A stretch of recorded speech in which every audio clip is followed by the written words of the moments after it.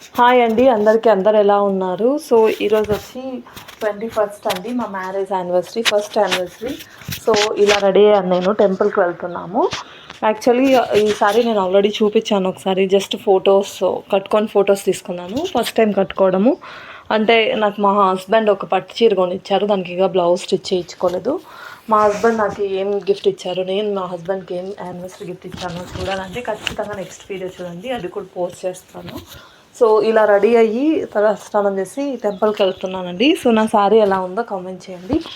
So first వచ్చి గుడికి పోయే ముందు ఇంట్లో దీపం పెట్టాలనేసి ఇలా దేవుడికి అంతా పూలు పెట్టేసి దీపం పెట్టి హారతి కూడా ఇచ్చామండి. హారతి ఆరిపోయింది, కడ్డీలు పెట్టేసి టెంకాయ కొట్టేసి వెళ్తున్నామండి. సో టెంపుల్కి వెళ్ళినప్పుడు మేము ఏ టెంపుల్కి వెళ్తున్నాం అనేది కూడా చూపిస్తాను టెంపుల్లో కూడా. సో ఇదండి నేను గుడికి తీసుకెళ్తున్నాం బుట్ట, చాలా బాగుంది కదా. సో దీంట్లో వచ్చి 2 ఫ్రూట్స్, ఫ్లవర్స్, ఆయిల్, టెంకాయ. ఇది మేము పంతులు గారికి రైస్ ఇద్దాం అనుకున్నాము. సో అవండి. సో పదండి మీకు టెంపుల్ కూడా ఎలా ఉంటుందో చూపిస్తాను. ఇది వచ్చి మేము వెళ్ళిన గుడి అండి. యాక్చువల్గా మేము శివుడి గుడికి కానీ అమ్మవారి గుడికి కానీ వెళ్దాం అనుకున్నాము.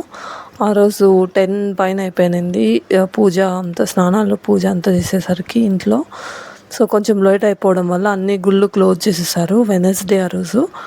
అందుకని ఇక్కడ ఒకటి శనీశ్వరుడు గుడి ఉంటే అక్కడికి వచ్చాము. అక్కడ కూడా టెంపుల్ అయితే క్లోజ్ చేశారు, కాకపోతే బయట నాగులు ప్లస్ శివుడిది ఇది ఉన్నింది, శివలింగము ప్లస్ నంది బయటనే ఉన్నింది. అక్కడే టెంకాయ కొట్టేసుకొని వెళ్ళిపోయామండి. టెంపుల్ అయితే బాగుంటుంది, ఎప్పుడు ఎక్కువ రష్గా ఉంటుంది. ఈరోజు ఇంకా వెనస్డే, పైగా మార్నింగ్ టైం కదా, సో అందుకనే ఎక్కువ లేరు.